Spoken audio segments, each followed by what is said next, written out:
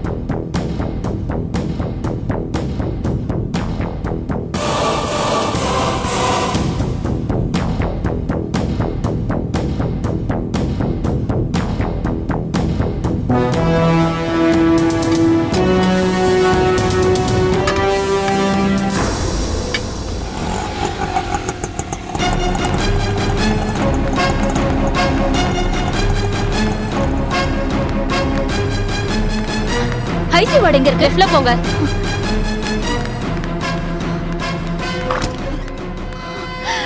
ஐயா ஐயா ஐயா ஐயா ஐயா,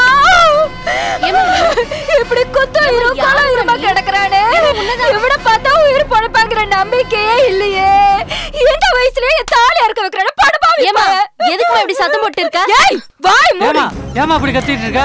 இது என்ன ஹாஸ்பிடலா இல்ல கரோட்டு கடையா? உன் வாய்க்கு வந்தபடி எல்லாம் பேசிட்டு இருக்க?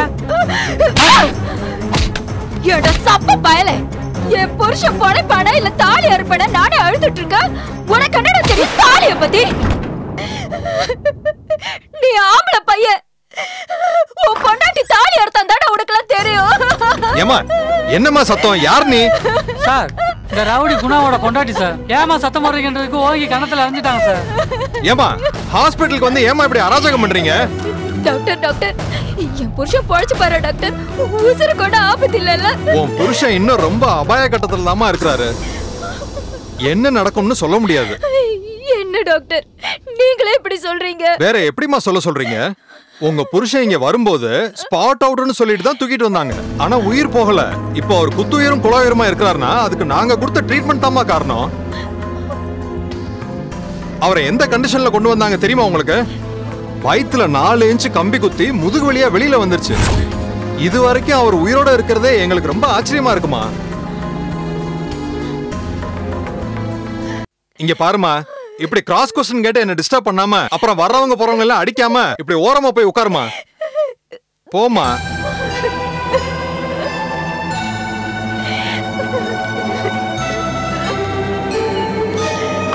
பேஷண்டோட ரிப்போர்ட் சாட்டுங்க. தரேன் டாக்டர்.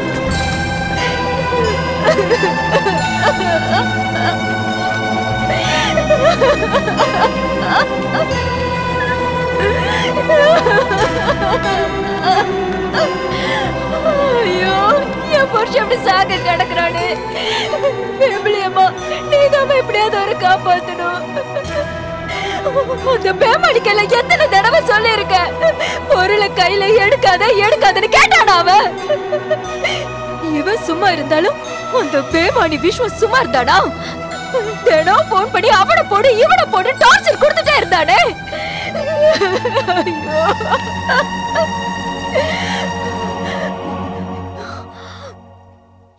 என் புருஷனுக்கு மட்டும் ஏதாவது நாச்சு, இந்த நிலைமைக்கு காரணமா இருந்த மல்லிகாவையும் தாமரையும் பூவும் பொட்டு இல்லாம ஆக்கி நான் யாருன்னு அவளுங்களுக்கு காட்டுறேன்.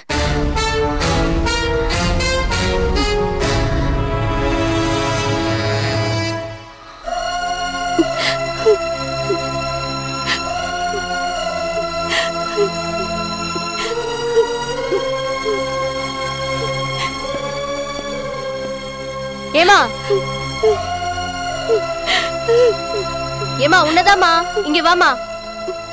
சாப்பாடு வேணும் வந்திருக்கேன், வந்து சாப்பிடு வா. எனக்கு வேண்டாங்க. இங்க பாருமா, பட்னியெல்லாம் இருக்க கூடாதுமா. இந்தா இதாச்சும் கொஞ்சம் சாப்பிடு. எனக்கு பசிக்கல, எனக்கு சாப்பாடெல்லாம் வேண்டாம். மா, இன்ஸ்பெக்டருக்கு தெரிஞ்ச எங்களை திட்டுவாருமா. இந்தாம்மா எடுத்து சாப்பிடு வா. என்னால என் குடும்பமே சீரழிஞ்சு போச்சு. நடக்க கூடாததெல்லாம் நடந்து போச்சு. இந்த நிலைமையில சாப்பாடு எனக்கு ஒரு கேடா? மா, சொன்னா கேட்க மாட்டியா? இப்படி சாப்பிடாம அழுது அடம்பிடிச்சுட்டே இருக்க. இப்படி அழுது அடம்பிடிக்கிறதுனால உன்னை என்ன கொலை கேஸ்ல இருந்து விடுதலை பண்றாங்களா?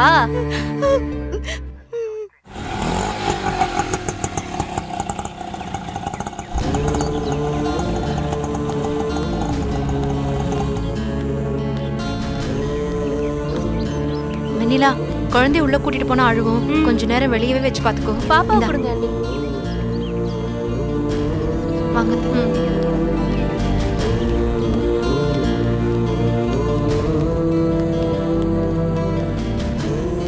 என் தங்கச்சியை பார்க்கணும். வாங்க. உங்க தங்கச்சி அழுது அடம் பிடிச்சி எதுவுமே சாப்பிடாம இருக்கா. நீங்களாவது சொல்லி சாப்பிட வைங்க போங்க.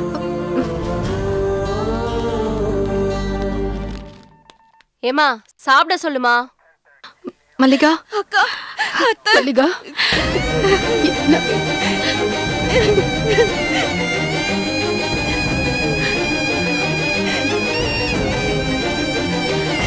அழாதம்மா.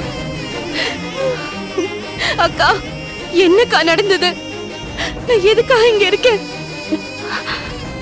மாமாவை ஏன் யாரோ கொலை பண்ண போனாங்க. எனக்கு எதுவுமே ஞாபகம் வர மாட்டேங்குதுக்கா. ஆனா எனக்கு ஒண்ணே ஒண்ணு மட்டும் ஞாபகம் இருக்கு. நீ குழந்தைய பெத்துட்டு வீட்டுக்கு வந்தல்ல, அப்ப நான் உனக்கு ஆரத்தி எடுத்தது எனக்கு ஞாபகம் இருக்கு. அந்த ஆரத்திய தெருவுல ஊத்த போனப்போ ஏதோ ஒண்ணு எனக்குள்ள பூந்து என்ன போட்டு அமுக்கின மாதிரி இருந்தது. அதுக்கப்புறம் என்ன நடந்ததுன்னு எனக்கு ஒண்ணுமே தெரியலக்கா. அக்கா, என்னக்கா நடந்தது? நான் எப்படிக்கா அந்த ஊர்வலத்துக்குள்ள வந்தேன்? எனக்கு எதுவுமே தெரியலையேக்கா, சொல்லுக்கா. அது ஒண்ணும் இல்ல மல்லிகா, உனக்கு பேய் பிடிச்சிருந்தது. பேய் பிடிச்சிருந்ததா? எனக்கா? என்னக்கா சொல்ற? ஆமா மல்லிகா, புவனேஸ்வரி செத்து போயிட்டால, அவ ஆவியா வந்து உனக்குள்ள புகுந்து உன்னை போட்டு படாத பாடுபடுத்தி எடுத்துட்டா.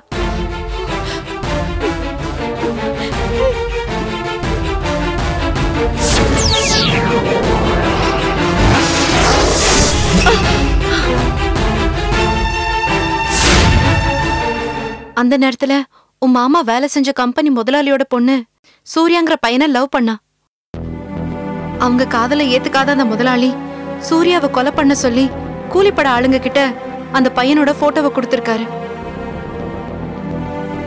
அந்த சமயத்துல நம்ம குடும்பத்தை பழிவாங்க நினைச்ச புவனேஸ்வரி உன் உடம்புக்குள்ள ஆவியா இருந்ததால சூர்யா போட்டோவை எடுத்துட்டு அதுக்கு பதிலா உன் மூலமா என் வீட்டுக்கார் போட்டோவை மாத்தி கொடுத்துட்டா.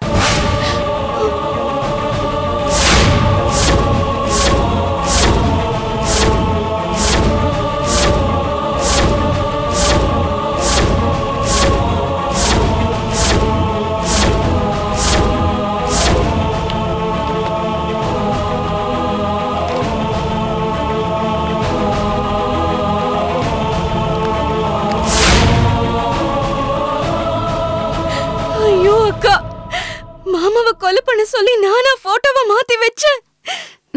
ஆமா மல்லிகா. ஐயோ அம்மாடி. அக்கா, மாமா இப்ப எங்கக்கா இருக்காரு? எப்படி இருக்காரு சொல்லுக்கா.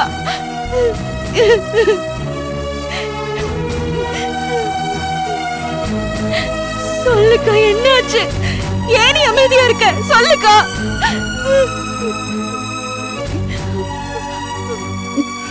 நீ போட்டோவை மாத்தி வச்சதுனால ஸ்ருதியோட காதல்னு அவர்தான் நினைச்சு அவரை கொலை பண்ண முயற்சி பண்ணாங்க.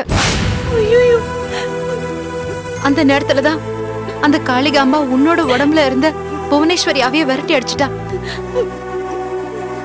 சுய நினைவுக்கு வந்த நீ உங்க மாமாவை கொலை பண்ண போனவன தள்ளி விட்டுட்டு உன் மாமாவை நீ காப்பாத்திட்ட. என் மாமாவை கொலை செய்யறதுக்கு நானே உடந்தையா இருந்து பெரும் பாவத்தை பண்ணிட்டேன்க்கா.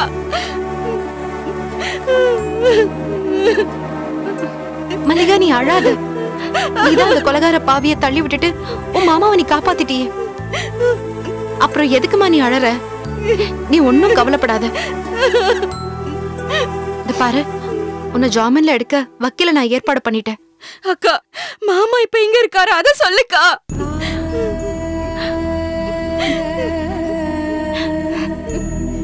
தெரியல, அவர் எங்க இருக்காருன்னு இது வரைக்கும் தெரியல. ரவுடி பசங்க அவரை துரத்திட்டு போனாங்க. ஆனா அவருக்கு என்ன ஆச்சுன்னு இது வரைக்கும் எங்க யாருக்குமே தெரியல. என் பிள்ளைய துரத்திட்டு போன அந்த கொலைகார பாவிங்க அவனை என்ன பண்ணாங்களோ, இன்னொருத்தருக்கு உதவி செய்ய போய் என் புள்ள உயிருக்கு ஆபத்தாயிருச்சு. அவனுக்கு என்னாச்சு ஏதாச்சுன்னு அந்த கடவுளுக்கு தாமா தெரியும். அத்தை, இப்படி எல்லாம் நடந்ததுக்கு காரணம் நான் தானே அத்தை. என் குடும்பம் சீரழியறதுக்கு நானே காரணமாயிட்டேன். மாமாக்கு என்ன ஆச்சுன்னே தெரியலையே. பெரும் பாவத்தை பண்ணிட்டேனே. அம்மாடி, என்ன இது? அத்தை, அக்கா, என்ன மன்னிச்சிருங்க ப்ளீஸ். அழாத மல்லிகா, உன் மாமாவுக்கு ஒன்னும் ஆயிருக்காது. அந்த காளிகாம்பா கண்டிப்பா அவருக்கு துணையா இருப்பா. உன் மேல எந்த தப்பும் இல்ல. எல்லாத்துக்கும் காரணம் அந்த புவனேஸ்வரி தான். உன்னை நாங்க யாருமே தப்பா நினைக்கலம்மா. இந்த பாரு, நடந்ததெல்லாம் உன்னாலதான் ஆச்சுன்னு நீயும் நினைக்க கூடாது. நாங்க உன்னை தப்பா நினைச்சாதானே நீ வருத்தப்படணும். நீ ஒன்னும் கவலைப்படாம இரு. நான் சீக்கிரமே வக்கீல வச்சு உன்னை வெளியே கொண்டு வந்துடுறேன். அதே மாதிரி மாமாவை எப்படியாவது கண்டுபிடிச்சிடலாம்.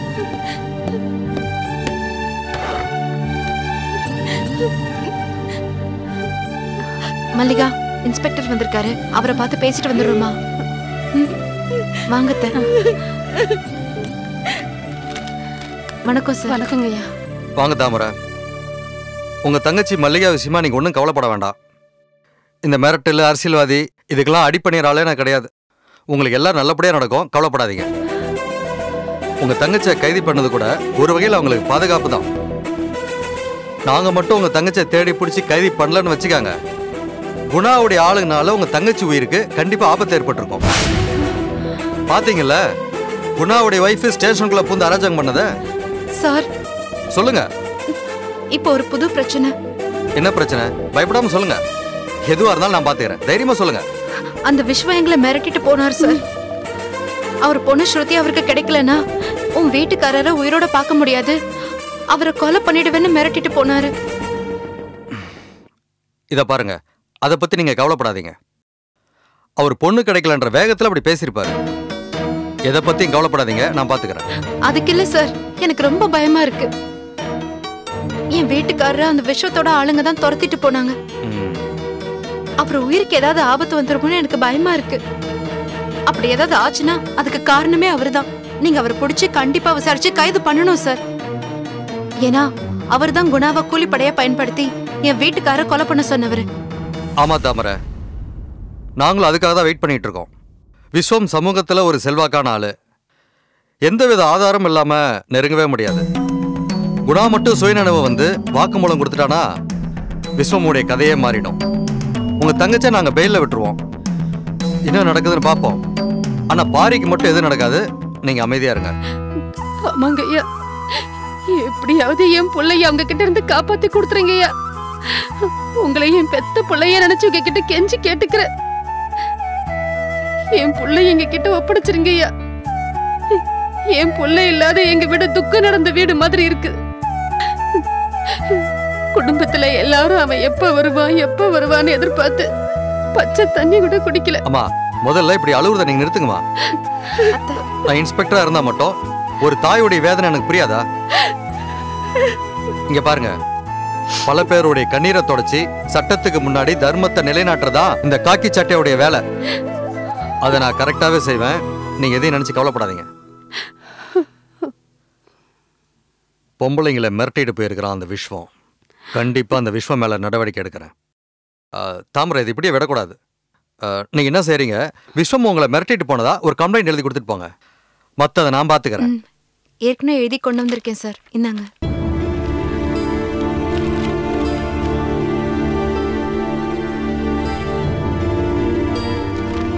ஓகே தாமரை, நீங்க தைரியமா போலாம். சரிங்க சார். வரங்க ஐயா. அக்கா இங்க வா.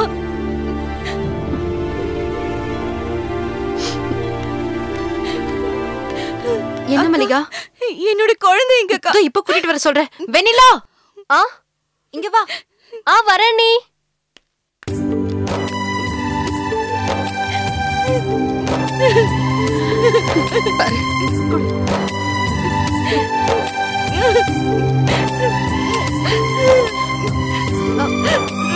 சரி சரி சரி. அம்மா அம்மா அம்மா அம்மா அம்மா பாரு, அம்மா பாரு, அம்மா பாரு, அம்மா பாரு, அம்மா பாரு, அம்மா பாருடா செல்லம். அம்மாவை மன்னிச்சிருடா செல்லம். நான் இந்த குடும்பத்துக்கே துரோகம் பண்ணிட்டேன். அம்மா மேல நீ கோவப்படாத. அம்மா செஞ்ச தப்பெல்லாம் நீ மன்னிச்சிடன்னு. உனக்கு பெரியமா இருக்காங்க, உன்னை நல்லபடியா பாத்துக்குவாங்க. அழாத.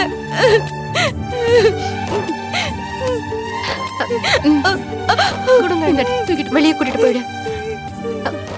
மல்லிகா, நீ அழாத. நான் தப்பு பண்ணிருக்கேனேக்கா. எப்படிக்கா அதை நினைச்சு என்னால அழாம இருக்க முடியும்? எங்க உன் குழந்தை எங்க? நான் பார்க்கவே இல்லையே. பக்கத்து வீட்டு காமாட்சி பாட்டி கிட்ட கொடுத்துட்டு வந்திருக்கேன். சரி, ஏன் புருஷன் எங்க? ஏன் அவர் என்ன பார்க்க வரல?